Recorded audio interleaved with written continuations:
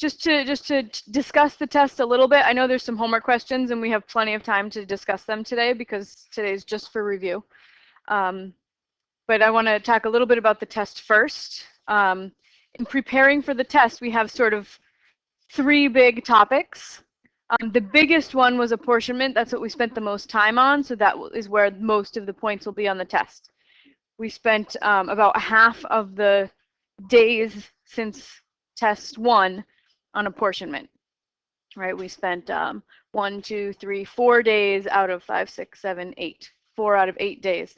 So it will have like approximately 50% of the test on apportionment.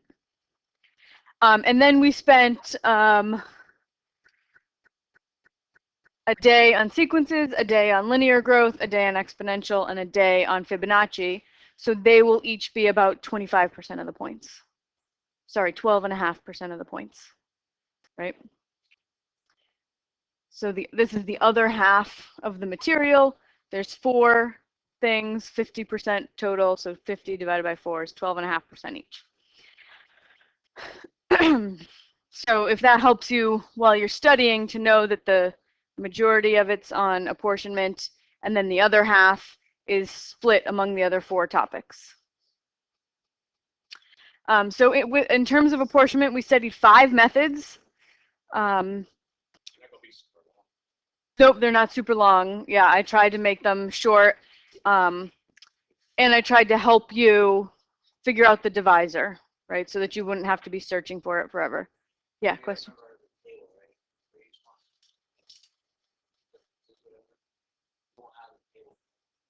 No, I did give you a table, like I did give you a grid to help you organize your work, but I didn't label what the steps are that you have to do. Yeah.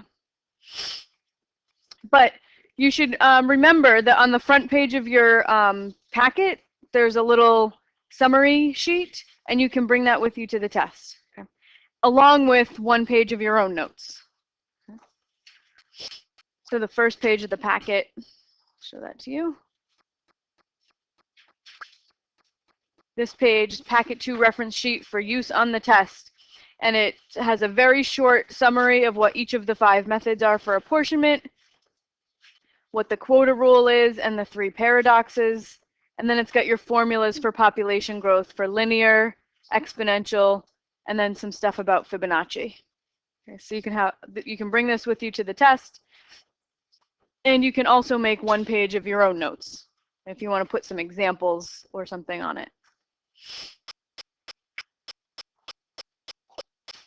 All right, let's see.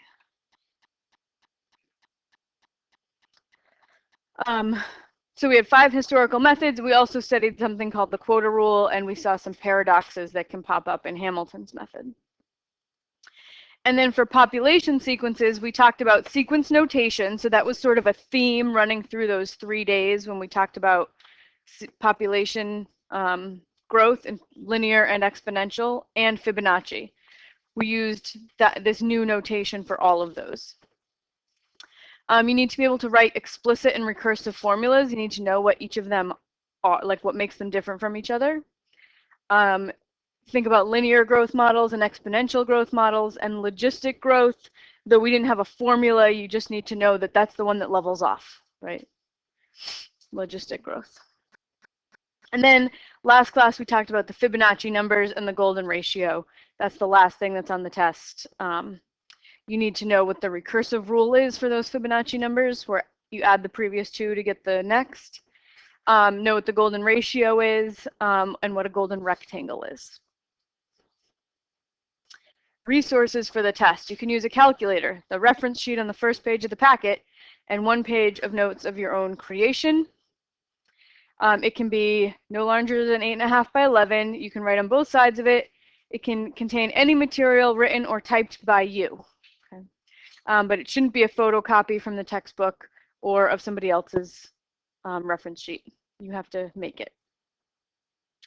So some advice for the test: get a good night's sleep, show your work, pace yourself. Don't cram 5 minutes before the test. If you have 5 minutes free before the test, go for a walk. If it's designed to be a 1-hour test, if you need more time than that, talk to me today unless you already have. There's no homework or anything for next class, just study. Okay? There is an assignment due the class after the test, which is just some reading. Okay? No actual written work.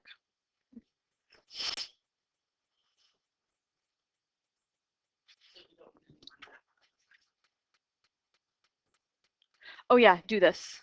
Yeah, do this. It's kind of a silly assignment. It's just like 3 true/false questions, like I read the textbook and know what blah blah blah means. Yeah. So when is that due? It's due the class after the test. So Thursday the 14th. Yeah.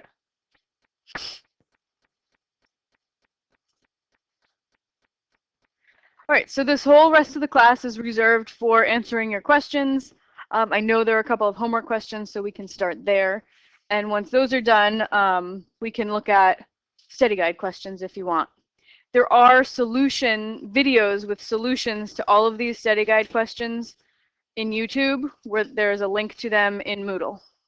Okay, so when you're studying over the long weekend, it's like you have me right there with you. Me and Ian. All right, so homework. Greg, what was your question on homework?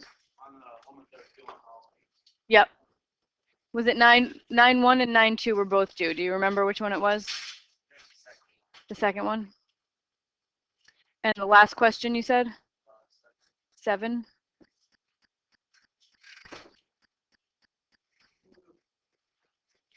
Oh, does that look right? Streetlights?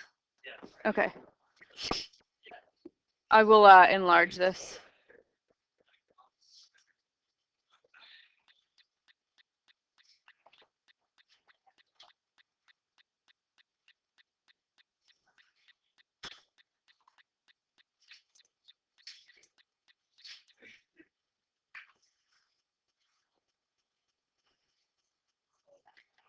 Okay, so we have the city of Lightsville. It currently has 144 streetlights. Part of an urban renewal program, the city council has decided to install and have operational 4 additional streetlights at the end of each week for the next 52 weeks. So for a year, right? We're going to install 4 new lights a week for a year. I should point out that you might have different numbers than me, but you'll solve it the same way, right? Same method. So each streetlight costs $1 to operate for 1 week. How many streetlights will the city have at the end of 37 weeks? Okay, so we have a bunch of questions here. So we currently have 144, and we're going to add 4 a week, right? So let's pick a letter to represent the number of lights we have. Well, maybe L. Maybe L sub n. All right, so if I were going to write an explicit formula, I would say, okay, well, I'm starting with 144, and I'm adding 4 a week for n weeks. That makes sense for an explicit formula? All right, so part A asks me how many streetlights will there be at 37 weeks? So that's L sub 37. 144 plus 4 times 37.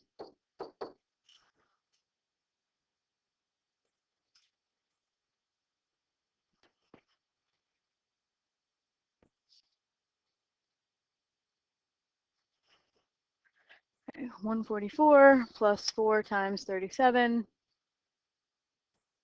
292 streetlights. Okay, so there's part A. Part B, how many streetlights will the city have at the end of n weeks? Oh, well, I answered that before I even did part A, right? This is part B.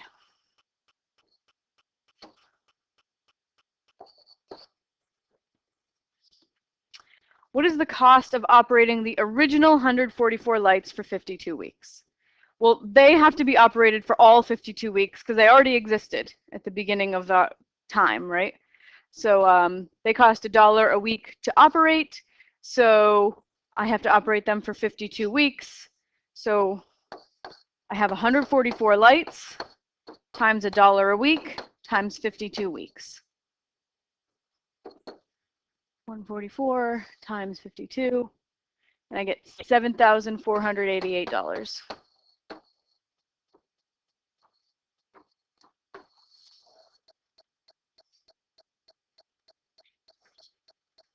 Yeah, so you might have had different numbers than what I'm using here, but the process is going to be the same. Okay. All right, so A, B, and C are not super hard. Let's look at D here. What is the additional cost for operating the newly installed lights for the 52-week period during which they are being installed? All right, so D. The first set of 37 lights that we install, right, at the end of the first week, may cost $1 a week to operate. And how many weeks do we have to operate them? 51 weeks. Yeah. Right. Then I'm going to install another 37 lights that cost $1 a week to operate. And how long do I have to operate them? 50. And then another 37 times $1 a week times 49 weeks, right? And then my last 37 times $1 a week, how many weeks do they have to operate for? 0. Yeah. They're going to be installed at the end of the 52nd week. So they will cost $0 to operate. So maybe I should put in the one right, 37 times 1 times 0, what is that? 0. So writing plus 0 is kind of silly, right? So I'm going to stop with the one before that. Well, maybe I'll leave that there, but I'll write it after.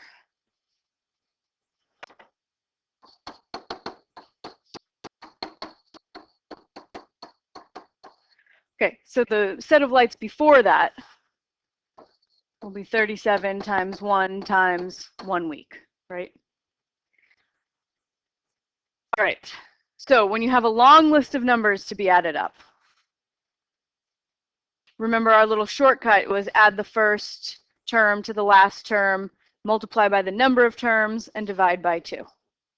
So it was that the sum is equal to the first plus the last times the number of terms, right? The number of things you're adding up, and then you divide by 2. All right, so this term seems silly to write. I'm not even going to write it because it's just plus 0. So I'm not even going to bother with it. My first term here is 37 times 51. Okay, so that's my first term. What's the last term here? 37 times 1, or just 37, right? And then times the number of terms. How many things am I adding up here? 51. And you can figure it out because this goes 51, 50, 49, 48, 47, all the way down to 1. Right, so 51 to 1 is 51 terms. And then divide that by 2. So I've got 37 times 51 times 37 times 51 divided by 2. 1780384.5. $1 million.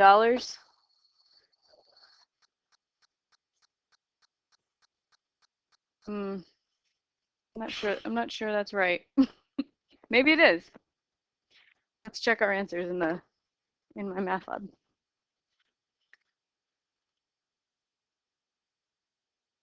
Oh, I know what I did. Anybody know what I did?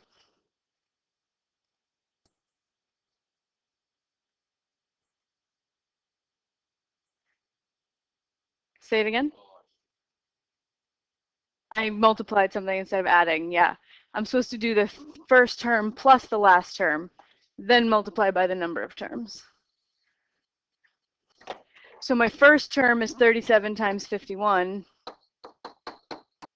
Then I'm supposed to add the last term, which is 37, then multiply by the number of terms. That's going to make a big difference. So it was this guy. I had a multiplication there, and it's supposed to be addition. All right, so let's fix it.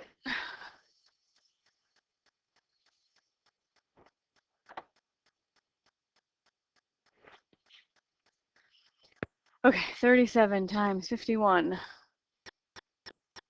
plus 37 times 51 divided by 2, much more reasonable, $49,062.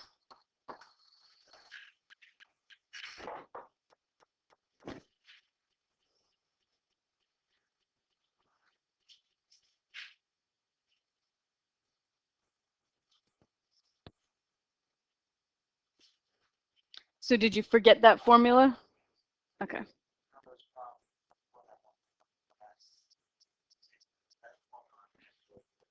Okay.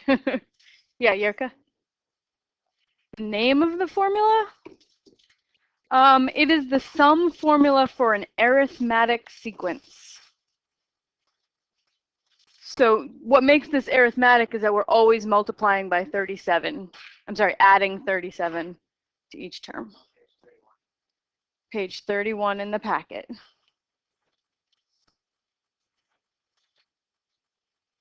Did I put it on the page 1? Let's see if it's on the reference sheet.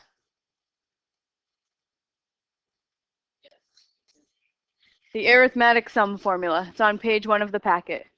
Trying to add a long list of numbers that happen to form an arithmetic sequence. To get the answer, you just add the first term and the last term, multiply the result by the number of terms, then divide by 2.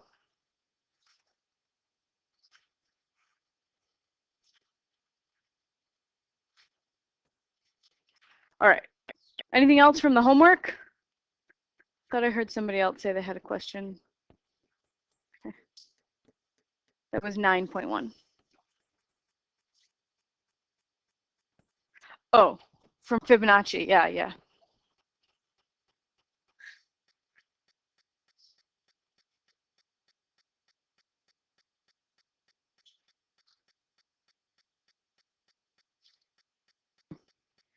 Okay, so my math lab is showing you that you can use this formula to get large Fibonacci numbers. Like if you want F25, you can use this formula, but I didn't teach it to you. And you can get F25 by just using the recursive formula. You just have to write out a list of 25 numbers. And we have a ton of them already written out in the packet, so you could just go look them up. So don't bother with Benet's formula, right? My math lab assumed that we covered it, but we didn't. Okay, so there, but I didn't give you any problems that can't be solved an alternate way. So if you see Benet's formula being suggested, just ignore it, right? You got to come up with another way to do it.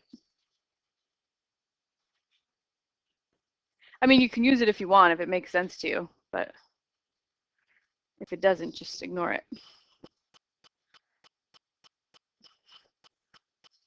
All right, 2, 5, 8, 11, 14. That's to get from term to term, we're adding 3. When you always add, that's linear. 0.977, 0.15, 0.85, 0.85, 0.85. That's leveling off. We call that logistic.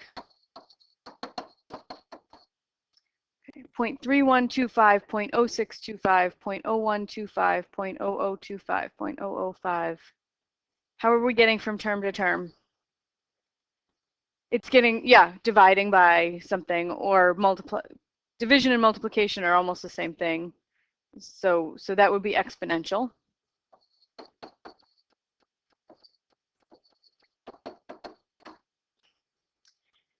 Let's see, 0.48918, 0.81287, 0.49482, 0.81316.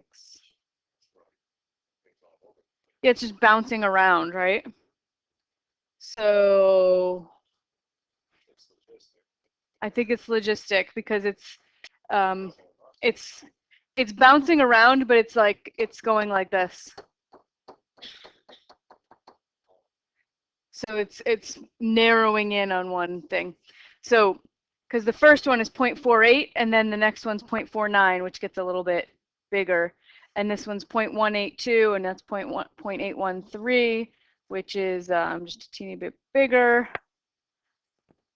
I think it's logistic. I think that bouncing around is also logistic.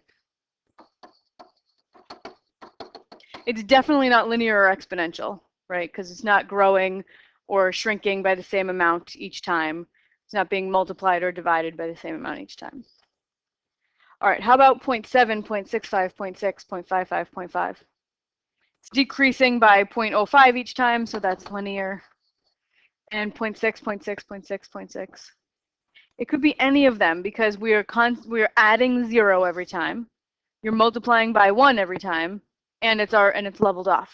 So this could be all three. Right? Could be modeled using all three.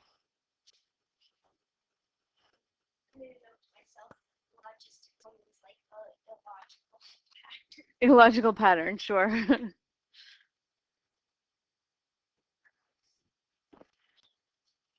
You don't need to use a logarithm. If you know logarithms, you can use it. I'm not going to stop you from using math that you know, but you can do it without it. It just is going to take a little bit more time, but that's okay. Use the tools you have, right? All right, so population grows according to a recursive rule where each term is 3 times the term before it. Initial population is 2. So let's do 0. Hang on. Make a little table, n and p sub n. So when n is 0, p sub n is 2, because p0 is 2. And I can find p1, p2, and p3 easily because I just multiply the previous term by 3. So I get 6. 6 times 3 is 18. 18 times 3 is 54. Okay, so there's my table. That's part A. I've got all the values they're asking me for. Part B is an explicit formula, so I would say, okay, well, p sub n starts with 2, and then you multiply by 3 over and over. So we multiply by 3 to the n. Part C, how many generations will it take for the population to reach 3 million? Okay, so let's go back to the table. Because basically they're asking what should n be when p sub n is 3 million. So I put 3 million here. 2 times 3 to the n. And that's not an equation that most of us know how to solve. So we're going to have to, we could guess and check, right? You could just pick n's, plug in some n's, use your calculator. And let me turn this on here. So let's look at 2 times 3. I know it's got to be significantly bigger than 3 because that would only give me 54. So let's try to the 10th. 2 times 3 to the 10th. That gives me 118,000. Not big enough, right? I'm looking for 3 million. So I'm going to do 2 times 3 to the 50. Oh, okay. Oh, yeah, 50 is way too big. So 2 times 3 to the 15. That's 28 million. So that means 15 is a little bit too big.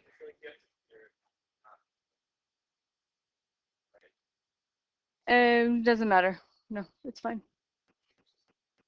So I'm going to do 2 times 3 to the 12. 15 was too big because I came out with 28 million. I'm looking for 3 million. So we'll try 12. And that is 1 million something. So let's try, maybe if we triple that, 2 times 3 to the 13th. That's a little over 3 million. So if we want to hit 3 million, we have to go to the 13th generation.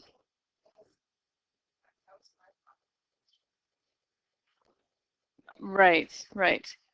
So I would say we surpass 3 million in the 13th generation.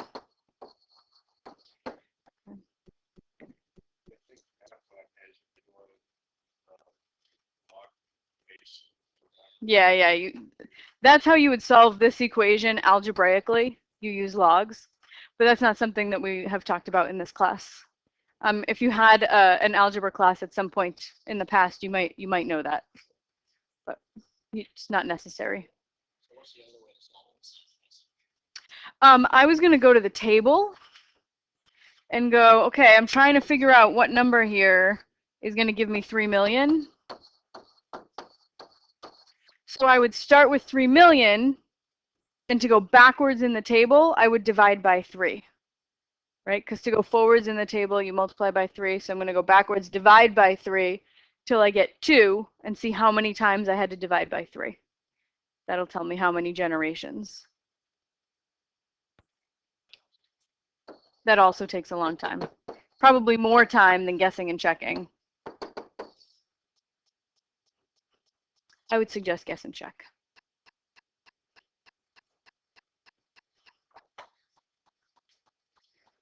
Okay, so this is problem 8 from 13.1, 13.2 homework. We are given the 623rd Fibonacci number is approximately 7.0764 times 10 to the 129th. So this is written in scientific notation because times 10 to the 129th, that means you would take the decimal point and move it 129 places to the right. Way too big of a number to just write it all out. So they've given it to us in scientific notation. So then they ask us to find an approximate value for 624, the 624th Fibonacci number, also give it in scientific notation because it's too big to write out. So they've given us a hint. When you divide two Fibonacci numbers, the larger one divided by the one right before it, you should always come out with approximately phi, which is 1.61803. Okay, so I'm going to put F624. Oops. F624 divided by F623 should be approximately 1.61803. And one of these two numbers I know, so I can plug it in here. I'm going to replace F623 with this number that they gave me. So that would be 7.0764 times 10 to the 129. And that's about 1.61803. And we can always write any number as over 1. Why would I do that?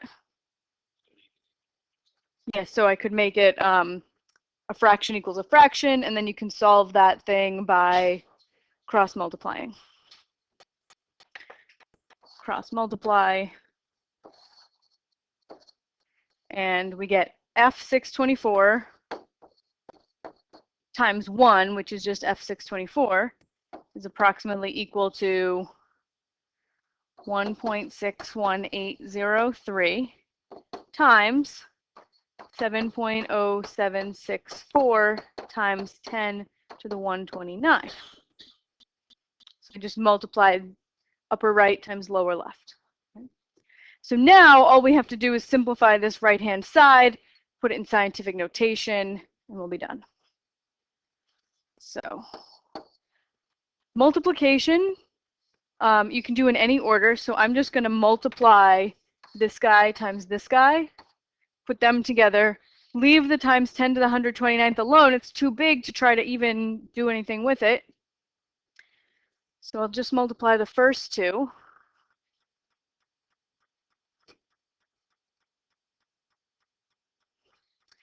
$1.61803 times 7.0764.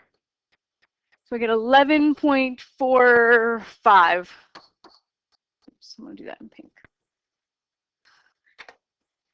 11.45 times 10 to the 129.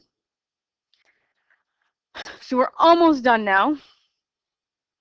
That number is the value of F624, but they asked us to give that value in scientific notation.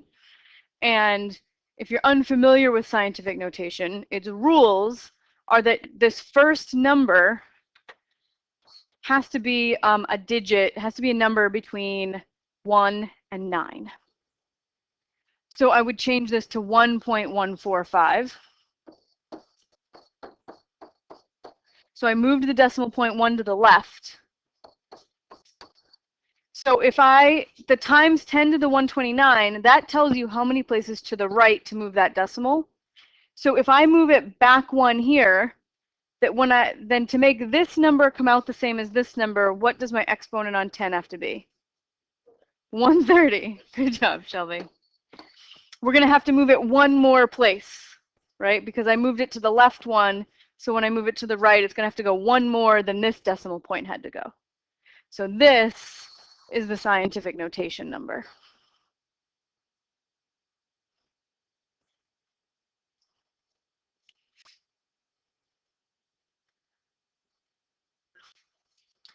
Okay, so the Mitchell numbers are related to the Fibonacci numbers, but I have given you a new recursive rule, okay? So this is something that you should be able to deal with because we did have a lesson on sequences, right, and sequence notation. So this says they give you the seeds, M1 and M2, 1 and 2. And then the recursive rule, you need to be able to translate what this says to English, right? How you produce each number. So this says that any number, the M sub n, is equal to 3 times what? The previous number, yeah? Minus, what number is that? 2 numbers before it, yeah. So if I want to list the first 10 Mitchell numbers, I would have 1, 2, because they gave me M1 and M2. And then the third number is going to be 3 times the number right before it minus the number before that.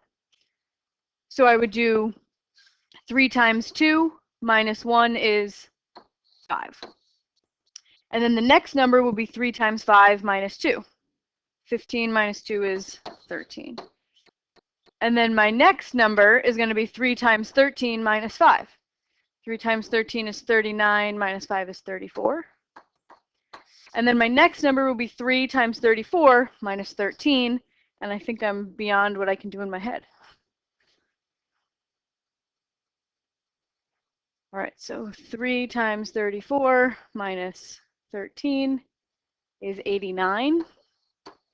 So I've got 1, 2, 3, 4, 5, 6. 3 times 89 minus 34 is 233.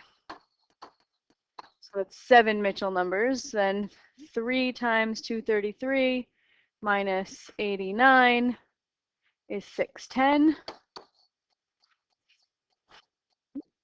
And then 3 times 610 minus 233 is 1597.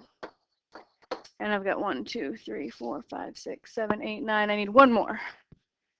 3 times 1597 minus 610 is 4,181.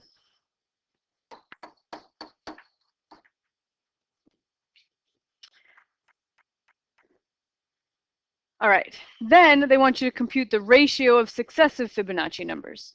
M2 over M1, M3 over M2. So this is the same investigation we did with the Fibonacci numbers, right? So I would have 2 over 1, which is 2. 5 over 2, which is 2.5. 13 over 5, which is 2.6. And 34 over 13, and I need my calculator, 2.615. And then 89 over 34, 2.618.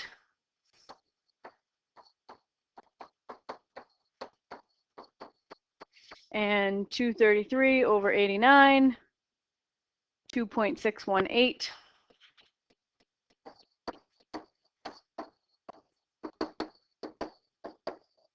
And 610 over 233 will also come out to 2.618. And they start all coming out to 2.618.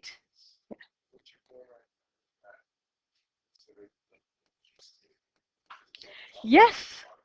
Yes, those ratios grow logistically because they level off at one particular value. Yeah, good connection.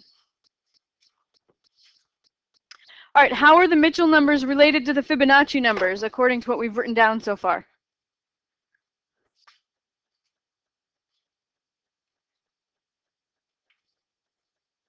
Do you recognize any of the Mitchell numbers? All of them? Where have you seen them before? Many different places, yeah. These are all Fibonacci numbers, right? 1, 2, 5, 13, 34, 89, 233. These are all in the list of Fibonacci numbers. Is this the list of Fibonacci numbers, though? No, there are numbers missing. It's every other Fibonacci number. Yeah. So the Mitchell numbers are every other Fibonacci number.